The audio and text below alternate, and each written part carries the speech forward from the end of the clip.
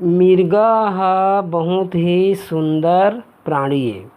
देखे म आनंद आ जाथे भैया।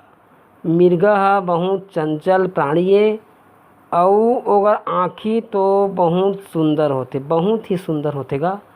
मिर्गा ह शाकाहारी पशु ए। एहा घास पत्ती आदि खाथे अउ मिर्गा के उमर ला बताया जाथे कि एह 18 से 20 साल तक के एकर उमर ह होथे।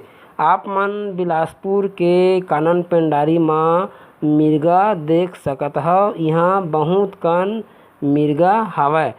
मिर्गा के बारे म कहे जाथे कि जइसे गरुवा जमनथे त ओकर लइका ह थोड़क म रेंगे लागथे, वइसने एकरो लइका ह जनमथे तहाँ थोड़क म रेंगे लागथे भैया।